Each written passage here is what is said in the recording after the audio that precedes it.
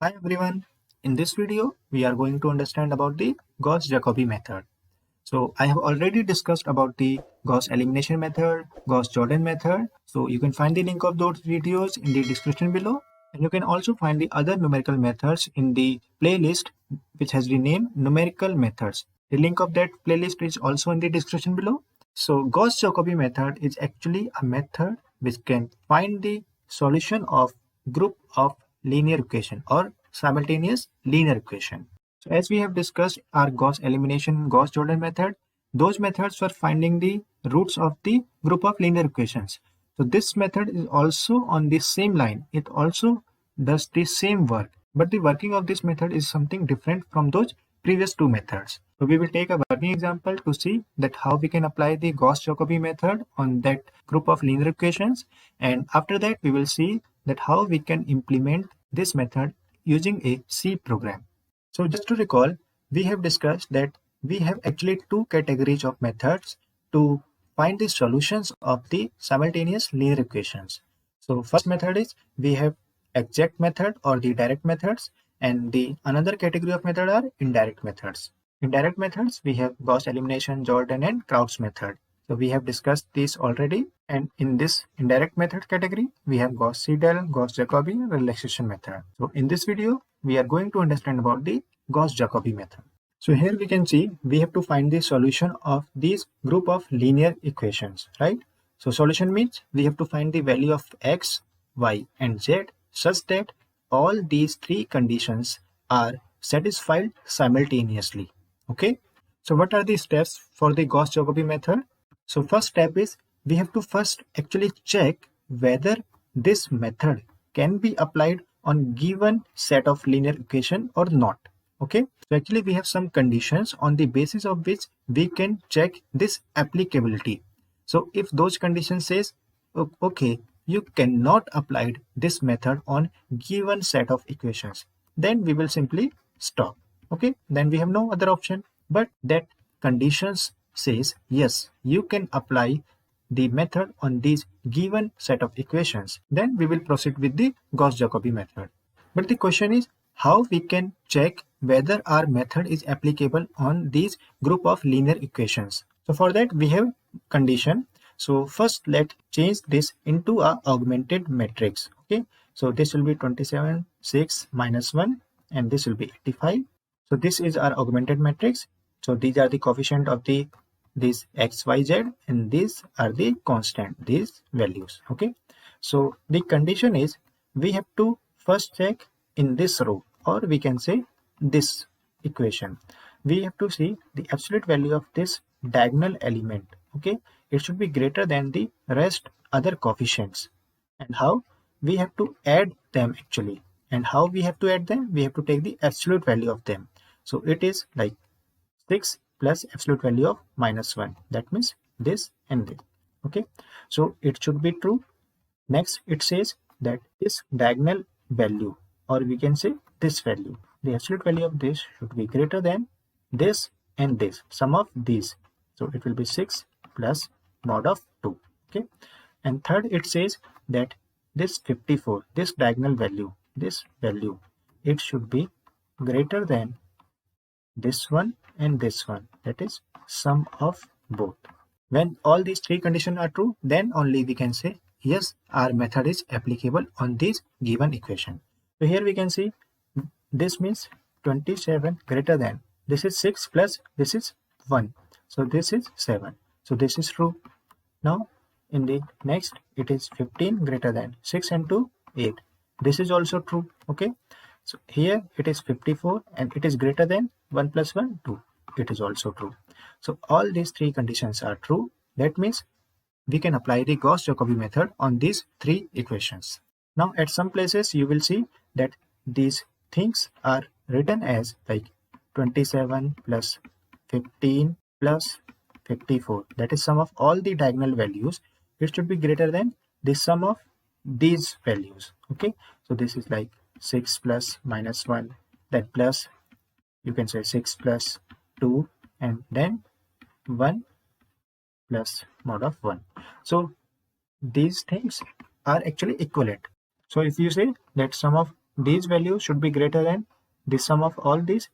So this is the same thing. Okay, so you can do anything, either this or this, both are equivalent. So now we are okay with that, how we can check whether our method is applicable or not. So now the second step is, let's see how we can proceed with our Jacobi method. So what we will do, we will convert these three equations in the form of such that we will find the value of x here, then we will find the value of y, and then we will find the value of z.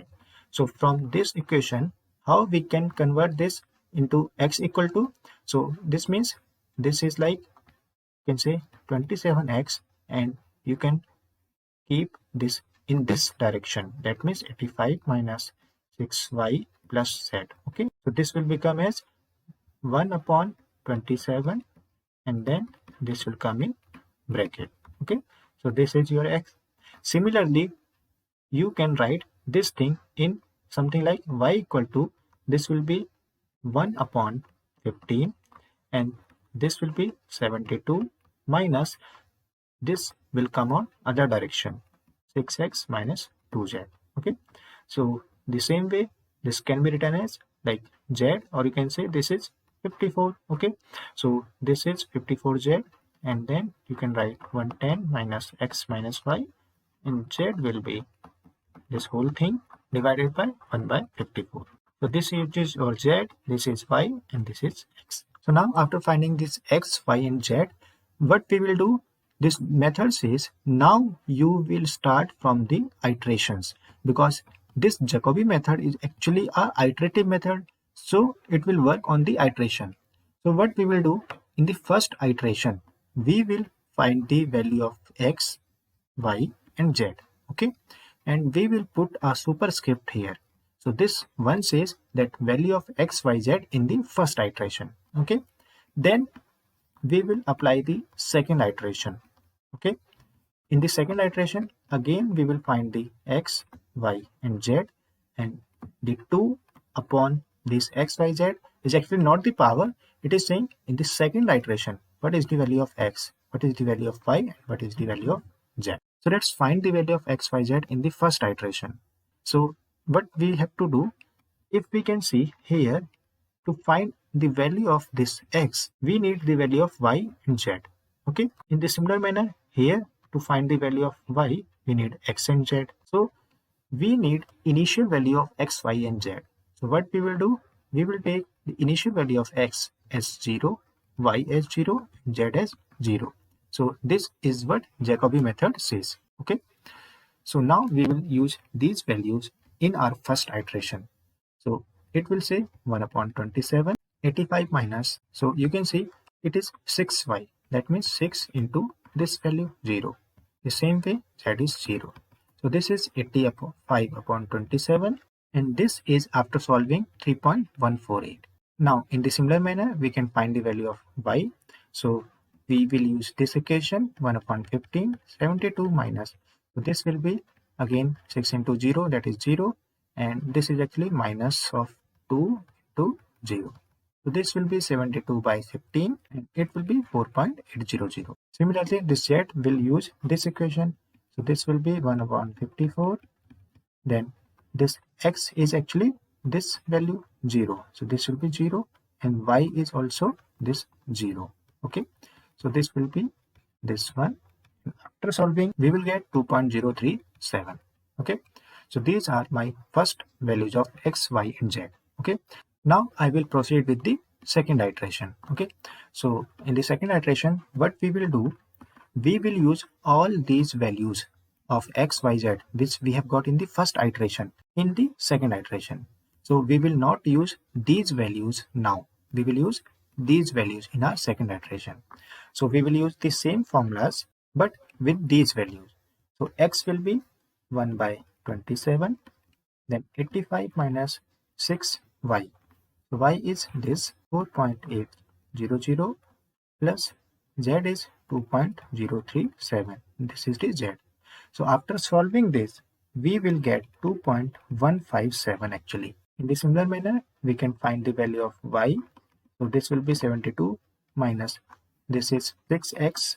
So 6x is this 3.148, and Z is 2.037, this one. So after solving this, we will get 3.269. Now in this similar manner, we can find the value of this Z also. And after solving, we will get 1.89. So we can see if we compare the value of X with this X, we will see it is 0.148 and here it is 0.157. So what we have to do, we have to find the answer till two correct decimal places. That is what we have to do. We have to see that after decimal places, the two digits should be matching between the current iterations and the previous iterations. So in the previous iteration, it is 0.14 and here it is 0.15. So we will see they are not matching. So we will continue. That is, we will find the third iteration. But let's say if this is 14 and here also it is 14, then we will check for Y. If it is 80 and let's say here it is also 80 and here it is 03, here it is also 03, then we will see all the values of XYZ here and here, they are matching.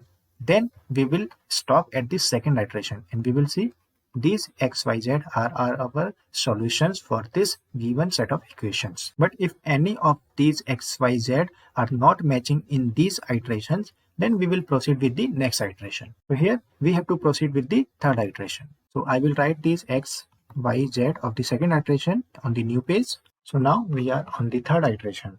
So here X3 will be again 1.27, 85 minus 6.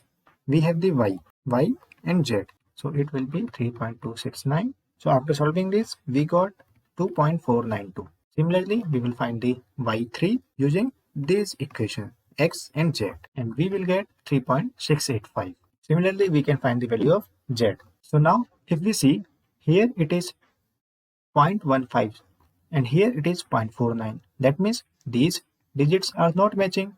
And same way, this is 2668 not matching. This is 0.89. This is 0.93 again not matching.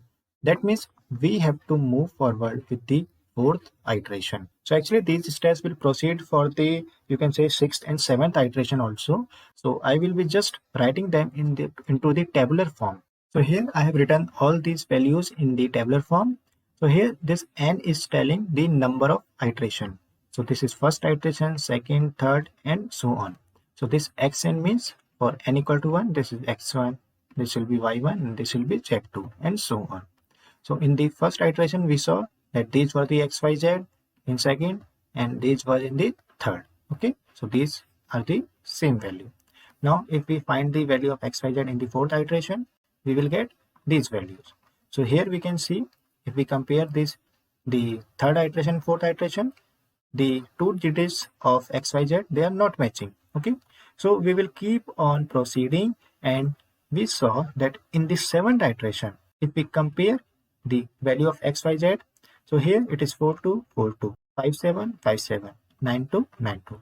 That means two digits after the decimal place, they are matching in the sixth and seventh iteration.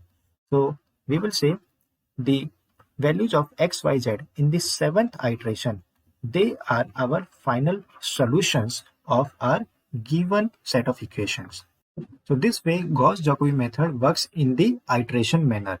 So I hope you have understood this method. So now let's proceed with the pseudocode and see how we can write the code to implement this Gauss-Jacobi method, and then we will see how we can implement this method into a C program.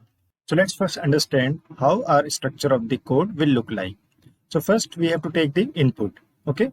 So after taking the input, like we will take the augmented matrix from the user as the input, right? And after that, we have to take the maximum number of iterations for which we want to run our Jacobi method. And lastly, we have to take the number of unknown variable. So after taking this input, we have to check that whether our Gauss-Jacobi method can be applied on the given set of equation or not. So if it cannot be applied, then we will simply stop. That is, we will return. Otherwise means our Gauss-Jacobi method can be applied on the given set of equation. Then we will proceed with our Jacobi method. Okay. So for that, what we will do, so as we have discussed that before starting from our first iteration, we have taken initial values of the unknown variable as 0, right? We took x equal to 0 y equal to 0 and z equal to 0. So we have to take all these values as 0. Now before understanding or before telling you the code, I just want to tell you that we will be making a general program. That means our program can take any number of equations. It can take 3 equations, it can take 4 equations. It will not be made just for the 3 equations only, right? So our program will be a general which will take any number of equations. Okay, now we will start our loop from, let's say, iteration 1 to maximum number of iteration, right? So we have to run this loop till max iteration. Now in each of the iteration we have to follow some steps. What are those steps? So first we have to find the value of the unknowns, right? That is, we will find new values of x, y, z. Okay, so for first iteration these will be x1, y1 and z1 and so on. Now after that, what we have to do, we can proceed with the second iteration, but before that we have to write the code to match the decimal places, right? So for example, in our code it is said that you have to find the answer till 2 correct decimal places. That means you have to match the 2 digits of the previous and the current iteration. Okay, so for that we have to write the code. Now if that code says ki yes, your this thing are getting matched, that means your values after the decimal places, they are getting matched, then what we will do, then we will simply say okay, the current iteration x, y, z, they are my answers. So I will print the value of unknowns which I have got just now. So I will print x1, y1 and z1 and I will simply return. But if code says that you are not getting these bits or these values as matched, then we will come to otherwise. That is, we will come to the else part and we will simply say okay, before going to the next iteration, what you have to do, you have to copy the new values you have just found here into the old values. So it is something like we have initial x0, y0 and z0, right? And now we have found x1, y1 and z1. Okay, so as you know, let's say x1 is 2, this is 3 and this is 4. Okay, just for the example. Now before finding x2, y2 and z2, what you have to do, you have to copy these values inside these old values. Okay, you have to change these old values. So these will become 2, then 3 and then 4. And why we are doing this, I will tell you later on. Just you can understand that we have to follow this step, okay, for the time being.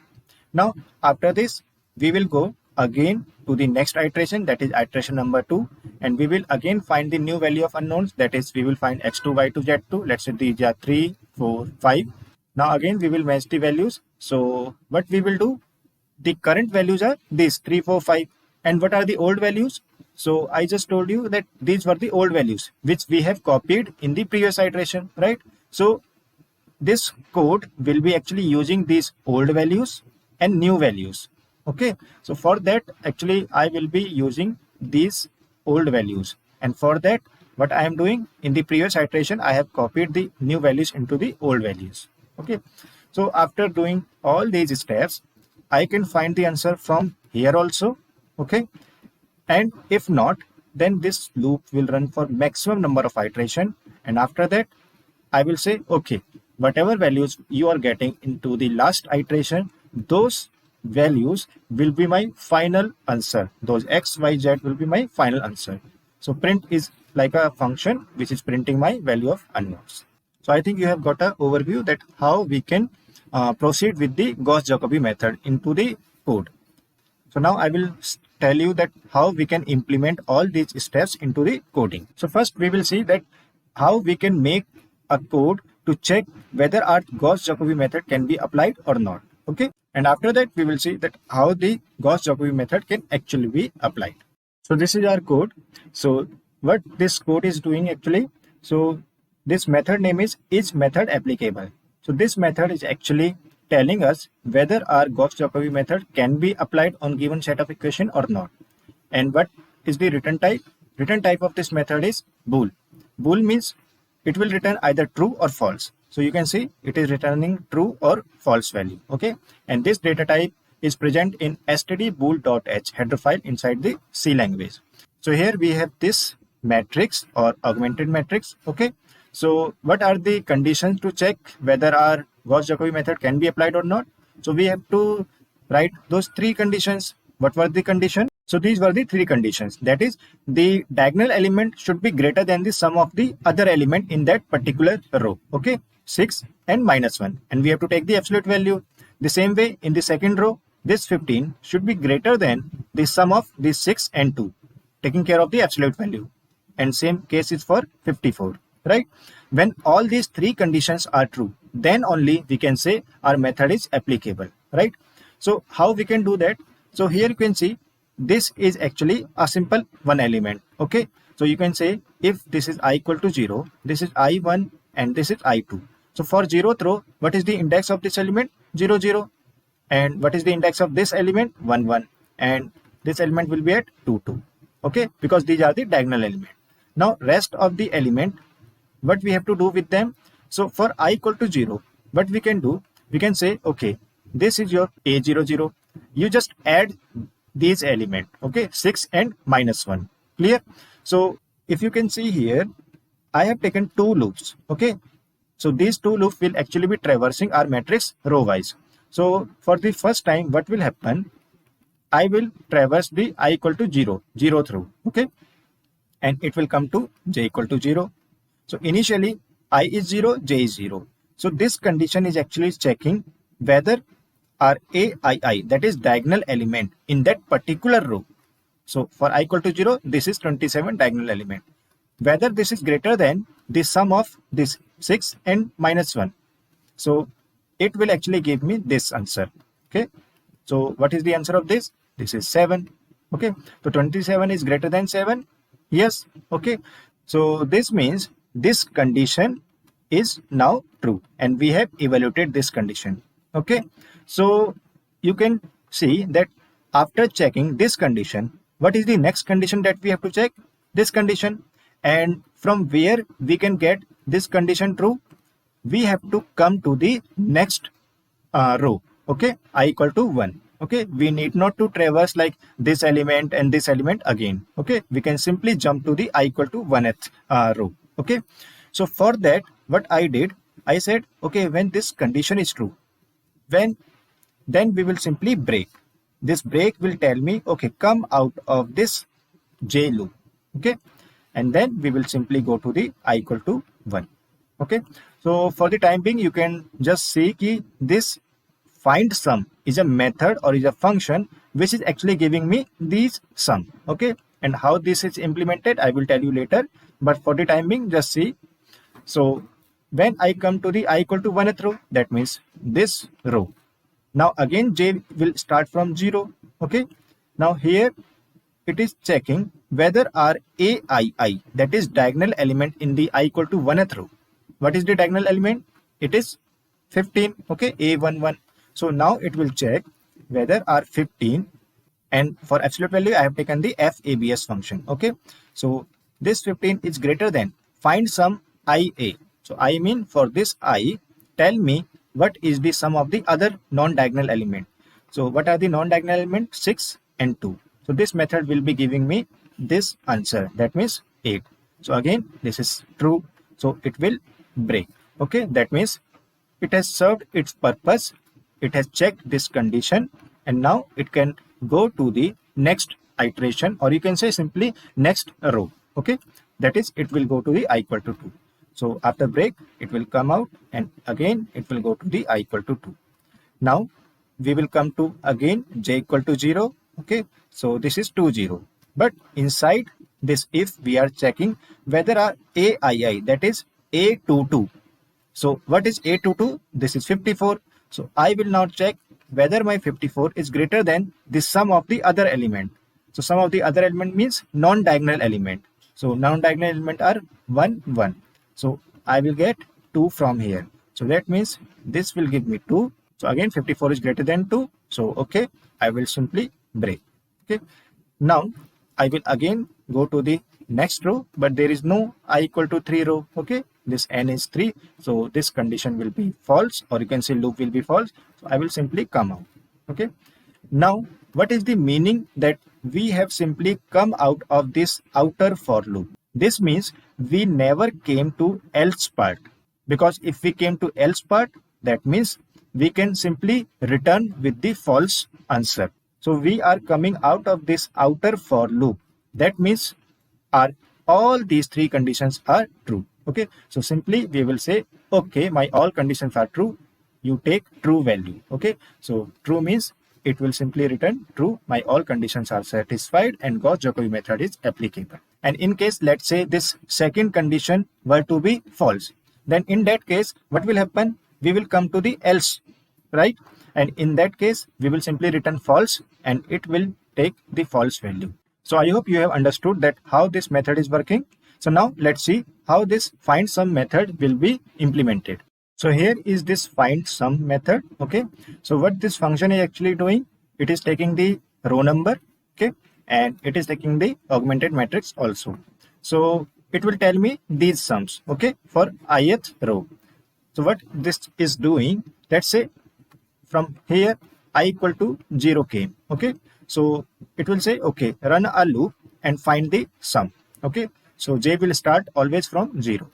Now this sum is actually found out only for when I is not equal to j. That means when I is equal j, that means when they are a diagonal element, then we will not come inside. We will do this only for non-diagonal element. Okay, so for first time I equal to 0 and j equal to 0. So this condition of if will be false. So we will not come inside. Okay, so we have to find the answer of this and this only. Now again j will be 1. So what we will do, we will again come inside and we will check if condition. So 0 and 1 are not equal. So we will come here. Okay, so this is doing what? It is saying, okay, sum is initially 0. So now 0 plus aij. So aij will be a of 0, 1. That means 6. Now here there is one mistake. Here you have to take the absolute value. So you can take FABS of aii. You have to write this thing, not simply aii. So let's see. This is aij. Okay, now so 0 plus 6 will be 6. Now again we will come to j equal to 2 and we will add this. Okay, so next time this position is 0 comma 2. So 0 and 2 are not equal. So we will simply say, okay, sum this element, that is a of 0 2. Okay, absolute value of this, absolute value is 1. So 6 plus 1 is 7. Okay, so after that this j loop will be false and we will simply return this answer, that is 7 as the sum. So this 7 will become here and it will be 27 is greater than this 7. The same thing will be done for the I equal to 1 row. Okay, the same thing will be done here and the sum will be calculated and it will return that particular sum. That means for I equal to 1 it will return 6 plus 2 8. So I think you have understood that how this method is working and how this find sum is helping this is method applicable function. So we have seen the pseudocode for the implementation or the applicability check for the Gauss-Jacobi method, right?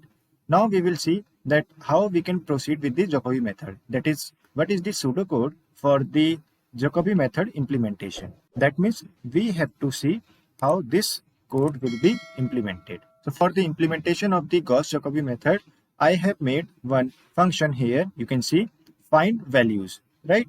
And this function is taking how many arguments?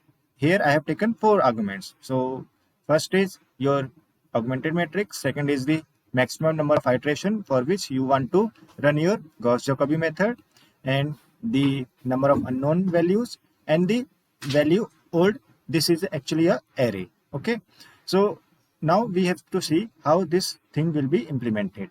So here you can see this is actually the first part, and after this part you have to proceed with this second part. That means this second part is actually the continuation, okay, of the first part. So as we have seen that our Gauss-Jacobi method will be running for some number of iterations, right? So let's say you have some max iterations. Let's say it may have 10 or 12. Okay, so it will run from 1 to max iteration, and this loop is ending at this point. Okay, and inside this we have written this code.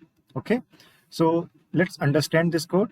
So just to give a overview, this part will be telling me the value of the unknown variable, that is x, y, z in our case. For example, if I have taken n equal to 3, then I have to find the value of 3 unknowns, right? So this value new array, this is actually a array. So you can define here one float type array whose name is value new. Okay, this will be of n size actually. N means the number of unknowns. Okay, so this value new array will be storing the current values of x, y, z in each of the iteration. Okay, now after finding the value of the x, y, z in the current iteration, then before moving to the next iteration, what we will do, we will come to this loop. And what this k loop, or you can say what this part is doing, so this part is actually checking for the decimal places matching. For example, if we have said, okay, I want the answer till 2 correct decimal places or 3 correct decimal places, so this code is actually handling that part. Okay, so if this code says ki, okay, the matching criteria has been fulfilled, then we will just print our current x, y, z as the output or as the values of the unknown variables, and after that we will simply return. But if this matching criteria is not fulfilled, then we will simply come out and we will do one thing. We will copy these new values to the old values. And as you can see, what is this old? So this old is actually a array, and new is also a array, 1D array. Okay, so here we will just copy these new values into the old values, and after that we will again go back to the next iteration. The thing is, and why actually we are copying these new values of the unknown into the old array? It is because, let's say, for the first time when we will be coming this old value array, it will be storing the initial values of the unknown variables. And what will be the initial value of unknowns? So it will be 0, 0, 0, as we have seen in the Jacobi method, right? Now we are copying these values because, let's say, in the first iteration, in the iteration equal to 1, we found some values of x, y, z here. So let's say x1, y1, z1. Okay, and these all three values will be stored into the value underscore new array, right? So let's say we found some values of 2, 3, 4. Okay, these are some hypothetical values. Now we are copying these 2 here, 3 here, and 4 here, right? All these values are copied via this loop. So now let's say in the iteration number 2, when we will be finding new values of x, y, z, that means we will be finding x2, y2, and z2, right? So we will be storing all these new values of x, y, z where? Into the new array, right? So these will be actually overwritten. So let's say we got new values as 5, 6, 7 of x, y, z, right? Now then we will come to this place where we have to match the decimal places. So here actually what we are doing, for matching, we are saying, okay, if the difference between the corresponding old values and the new values is less than your error, or you can say tolerance value, so then you will say, okay, you will continue or you will do something. So here actually what we want the old iteration values of the xyz. The same time we need the new values of the xyz, that is what we have found in the current iteration. So at one time you need old values and new values of the unknowns. So for that, what we are doing, let's say we are in the second iteration, so we need the values of the xyz of the previous first iteration. So where are the old values of xyz, that is where are the values that we have found in the first iteration? So those are actually saved inside the old value array, and this we have done into the iteration number 1 previously only. So now in the second iteration we can compare, or we can find the difference between these new values 5, 6, 7 and the old values 2, 3, 4, because these 2, 3, 4 old values are saved inside this old array. That's why we were copying these new values of the current iteration into the old array, so that they can later be used into the next iteration for this matching criteria. Now let's say when we are in the second iteration, let's say we check this condition and let's say this condition is not fulfilled, and let's say we come out and then we have to again copy these second iteration values of the unknown into the old value. That means this 5, 6, 7 will be copied here. Okay, 5, 6 and 7. And now we will move to the our third iteration, right? In third iteration, we will get some new values. Let's say we got 1, 2, or let's say some 0. Okay, this will be stored into the new array, right? Now again, we need new and old values. So old values are saved here, 5, 6, 7, and new values are just found by this line, and they are stored into the new array 1, 2, 0. So again, we can compare. So the previous iteration values are getting saved always inside the old array. So let's say into the third iteration, we got this condition fulfilled. That means what it is doing, it is saying, okay, compare the respective value of x with the old x, compare the respective value of y with the old y, and compare the respective value of z with the previous z. Okay, so k is running from 0 to 1, then 2 for n equal to 3. So all the respective values, that means 1 will be compared with 5, 2 will be compared with 6, and 0 will be compared with 7. That means their values will be subtracted and checked with this error. So if for all those 3 times, that means for x, y, z, we got this condition true, that means we will always say, okay, continue, continue, continue, right? And we will not come into this else part. So due to this, what will happen? So let's say, what is this flag variable? So I have taken this flag as a global variable, right? I will take this as a global variable, which will be having initial value as 0, right? So if I do not come to the else part, then this means flag value will remain 0 always. It will not be 1. So at that time, if I check, okay, if my flag value has been changed or not. So it is saying if it is 0 only, that means you never came into the else part. You always came to if part. That means all the 3 times you run your loop, but this condition was satisfied. That means you have found the match. So you just print your answer and you just return. And this print will be a function which will be returning our values stored inside the new array, right? So in this case, your this 1, 2, 0 will be printed and you will simply return. But let's say if your old values are like 5, 6, 7 and new values are like 1, 2, 0, okay? And let's say when you found the difference between this and this, let's say your condition was satisfied, if condition was satisfied, but when you say find the difference between the 2 and 6, your condition, that is this condition, is not satisfied. Okay, so in that case, what will happen? For x, it will say okay, continue. For y, if condition will be for y, when we will compare the value of old y and new y, it will be unsatisfied. Due to this, we will come to the else part and we will make our flag variable as 1. Okay, and what will happen?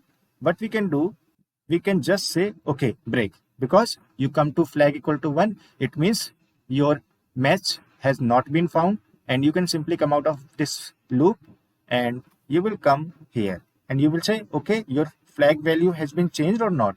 You will say my flag value has been 1. So this if condition will be false and you will say okay, you have to proceed to the next iteration because your match has not been found. So you will come to this line flag equal to 0 and then you will simply copy this new value to the old value so that you can proceed with the next iteration. Okay, so I think this much of thing are clear. Now the next thing is why we are making this flag variable again 0. So this is very important thing to know. We are doing this flag equal to 0 because when we will move to the next iteration, let's say we are currently in the third iteration, but when we will move to the fourth iteration, we will again find these unknown value. We will again check these matching criteria. But at this point, what we want the fresh value of the flag variable as 0 only, right? But let's say due to the previous iteration, our flag value was 1. Okay, so in the current iteration, our value will be 1, but we do not want this 1. We want a fresh value of 0. So what we are doing in the previous third iteration only, we will be resetting our flag variable to 0. Okay, so due to this, we are resetting our flag variable to 0. Now let's understand the one last thing. So for example, you said, okay, I want to run my Jacobi method, let's say for 5 times. That is, my maximum iteration are 5 times. But for the equations that we have just seen, for that our answer was coming into the 7 iteration, right? Before 7 iteration, there will be no match found between the old values and current values of the xyz, right? So in that case, what will happen? Our these condition will not be satisfied within 5 iteration, right? So in that case, what will happen? This iteration loop will run for iteration 1, 2, 3, 4. Okay, no match will be found. That means this thing will not be satisfied. In the 5th iteration, this thing will not be satisfied. Okay, so in the 6th iteration, that is when iteration equal to 6, then this loop will be false, and we will come out of this loop and we will come here. So at that time, what we will do, we will say, okay, whatever values you have inside the new array that you have found into the last iteration, that is, you have found into the 5th iteration, that will be your final answer. Okay, so in that case, we will just print the values into the 5th iteration that we have got. So we can print our values or the solution of x, y, z by 2 ways. One is we can come out of the iteration loop and we can print the answer. Second is we can print this answer also.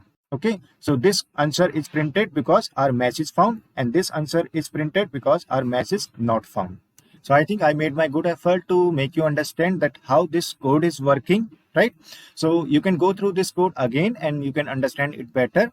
So now let's understand how these values are actually getting find out. So now let's understand how these values of x, y, z are getting find out via this code, right? So let's understand this code separately. So here I have written just only the that part which we want to understand, that is how we are finding the value of the unknowns in each of the iteration and which are getting stored inside this new array, right? So this is our matrix, and these x, y, z equations are the one that we have seen. So here you can see that we have found this x, how this was saying that 85 minus the sum of this 6 and minus 1, right? So we can say 1 upon 27, 85 minus 6x plus z, right? Now we can rewrite this equation as 1 upon 27, 85 minus, then we can write this as, that is, we have taken this minus sign common. The same way we can write this y as 1 upon 15, that means this diagonal element, then 72 minus this 72 minus this and this, that is 6x plus 2z. Okay, so if we take this minus inside, then we can write minus 6x minus 2z. But if we take this outside, we can write this way. In the same way, z can be written this way. So here you can see this thing, it will be treated as sum in our code here, right? The same way, this thing is sum and this thing is sum here. Okay, now what is this 85, 72 and 110? So you can see these are these last element. So if I ask you one question, if this is row number 0, this is I equal to 1, row number 1, and this is I equal to 2. Okay, these are my rows number. Now if I ask you what is the index of this variable, so you will say this is present at 0, 3, right? This is present at 1, 3, and this is at 2, 3. So in general, if I ask you what is the index of these values, so you will say these are present at I, n index, right? And they can be written as that these are the element ai of n. Okay, so you are saying these 85, 72, 110, these are actually ain values, right? So the same thing I have written here. Now you are dividing these things by this denominator. So this is 27. You can see this 27 is the diagonal element, right? 15 is the this diagonal element, and this 54 is the this diagonal element, right? So you can see for I equal to 0, what is the index of this? We will say 0, 0. This is at 1, 1. 54 is at index 2, 2. So you can say for particular I, the diagonal element index will be I, I. So that's why I have written here that this denominator is actually the diagonal element. So aii. So you can easily find ain aii for a particular I value, right? But the question is, how do I find the sum value? So for that, what I have done, inside this j loop, I have found the sum value, right? Now you can see I have taken two loops, this I loop and this j loop. Both are running n times, or you can say less than n. Okay. So here you can see I am finding the sum inside this j loop. So if I run this loop for I equal to 0, okay, and sum initially is 0, okay. So now this j will start from 0. Now there is one condition which is guarding this line. This condition is saying you come inside only when I is not equal to j. So what does it mean? We will traverse this matrix row wise, okay. Now what are the places where I is not equal to j? So you will simply say, leaving the diagonal element, all the other places are the places where I is not equal to z, because at the diagonal element I and j will be equal to each other, okay. So for non-diagonal element we will come inside, that means we will find the sum. So for the first time I and j are 0, so this if will be false and we will not go inside. Now when j will be 1, we will come inside because I and j are not equal. So what we will do, we will execute this line. So what this line is actually saying, this is saying sum equal to sum plus, okay. Now aij, so it is saying, okay, you find this sum 6x minus z, but step by step. So in the first step, what we will do, we will find the value of 6x. How? So what is this 6? So you will say this is 6. So this is at position 0, 1. Okay. So here I have said aij, that means a01, that is 6. Now I have to multiply this using x. So what is the value of current x? So when we are running this for the first iteration, okay. So initially this old array, this is actually array. So this old array will be having 0, 0, 0 initially, okay. So what I will do, these are the values corresponding to x, this is the value corresponding to y, and this is the value corresponding to z, initial value of x, y, z. And this is present at the index number 0, present at index number 1, and this is at index number 2. So I will take the y value. So here there is a mistake. Here it should not be x, it should be y. So let me change it. So it should be actually y, it should be actually y. So I have to take this y value, right? Now this y is 0, so it will be 0. And here actually there is one mistake. Here it should be values underscore old. So now it is correct. So it will be total 6 into 0, 0, right? Now for the I equal to 2, we have to take the value old, this j or z value, okay. And this aij will be a02. So that means we have to take this minus 1 into z. That means this answer. So it will be like 0 plus, that means sum plus aij is minus 1 into corresponding value of z into the old array, it will be 0. So this total will be 0. So sum is 0, okay. So now we have found this sum, we have found this sum, okay.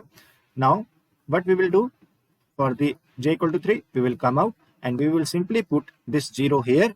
So this will be like 85 minus sum is 0 and divided by aii. For I equal to 0, we have 27. So for the first time, we will find the one value of the x, okay.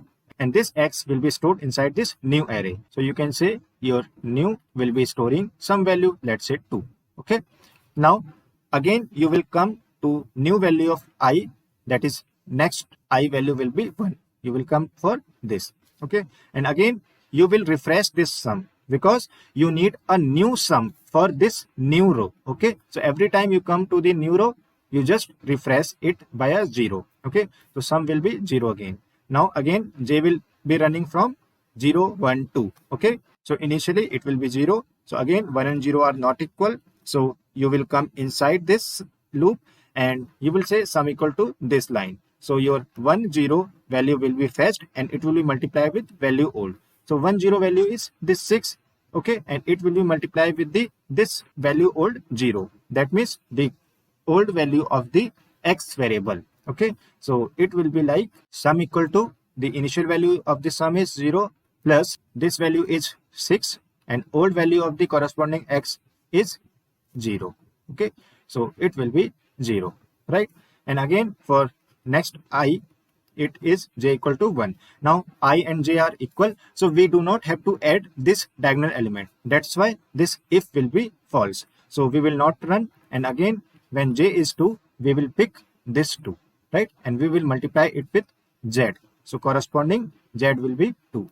So it will be this answer plus, okay, 2 multiply corresponding value of z is now 0. So it will be total answer at 0. So this way this for loop will run, and now again we will come here and we will do one thing, and we will do what? So now currently AIN for I equal to 1, AIN is actually 72, and what is the sum value? 0, divided by for I equal to 1, what is AII? It is A11, that is 15. So we will find the value of this 72 by 15. So this way this new value of y will be saved where? At the I index 1 inside the new array. So it will be here. So let's say for the time being, let's say it is 3. So it will be saved here. And in the same way for I equal to 3, you can find the value of the z and you can save here. So after all these three values are found of the x, y, z, then we will proceed with the error matching code that we have just discussed also. So finally, we have seen this code. We understood this error matching code also. We understood why we are copying the new value into the old values. Okay. So last thing is how this print function will look like. So here you can see this print is a function which is taking a array, value array. So you can like write this way. This is value array. So this value array, or you can say a new array, will be passed inside this print function, and it will be printing your content of the value array. That means all the value of the unknown. So for n equal to 3, this will print your x, y, z, 3 values of the unknown variables. So now it's time to see the complete working code for the Gauss-Jacobi method. So this is the C program for the implementation of the Gauss-Jacobi method. So you can see we have made several functions. We have divided our code into several functions. Okay. So let's start from the main function, and then we will see all these functions step by step. So this is our main function. So here you can see we have scanned, or we have taken the number of unknown value from the user. It is stored inside n. So n can be 1, 2, 3. Okay. Then maximum times that we want to run our Gauss-Jacobi method. Then we have defined two arrays, the augmented matrix A and the value array. So this value array is actually the initial array. You can say that this is storing the initial value of your x, y, z, or this is the array which is corresponding to the old array that we have just discussed in our pseudocode. Now we are scanning the value of the augmented matrix. Okay. Now after taking the augmented matrix, now we applied our Gauss-Jacobi method. But before that, we are checking whether our Jacobi method can be applied on the given augmented matrix or given set of equation or not. So for that, what we have done, I have taken, or I have created a function is method applicable. So this is taking the augmented matrix as the input, and what it will be doing, it will be returning me true or false value. When Gauss-Jacobi method can be applied on the given set of equation, this method will return me 1, that is true. Otherwise it will return me false. Okay. If it says okay, your method cannot be applied, we will say Gauss-Jacobi method cannot be applied, and we will simply exit from our program. But if method can be applied, then we will print a message that our method is applicable, and after that we will proceed with the Jacobi method to find the value of unknowns, right?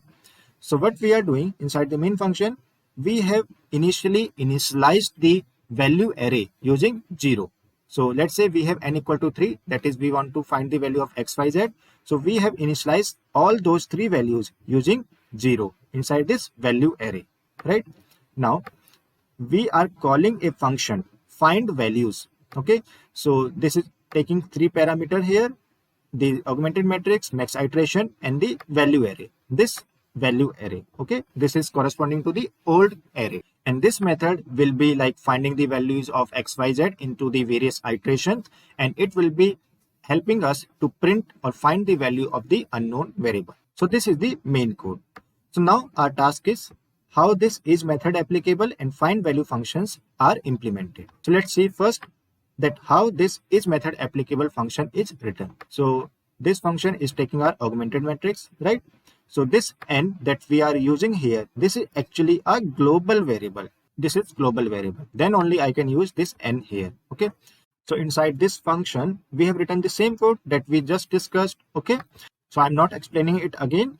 So now this function is actually returning me this false and true. Okay. So the values are of type bool.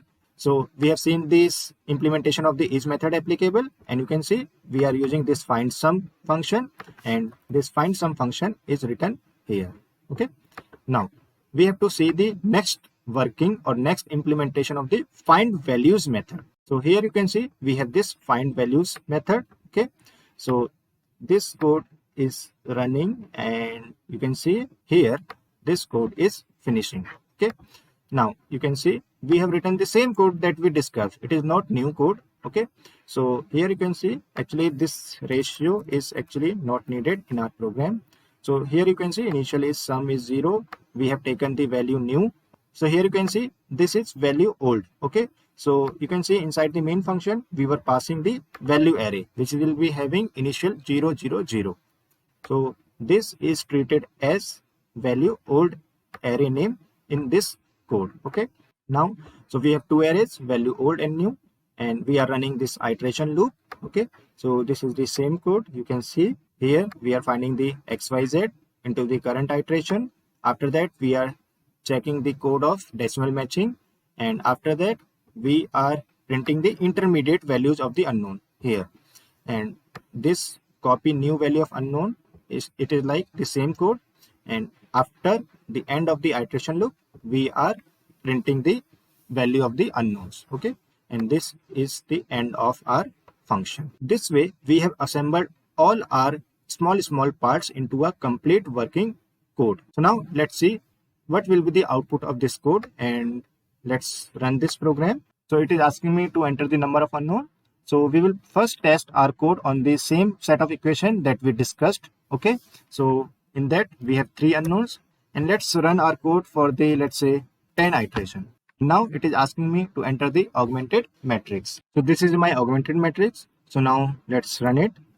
So here you can see into the 7th iteration I am getting my answer. So you can see the 6th and 7th iteration I am getting our 2 digits matched. Okay. So this is the same thing that we just discussed in our pseudocode.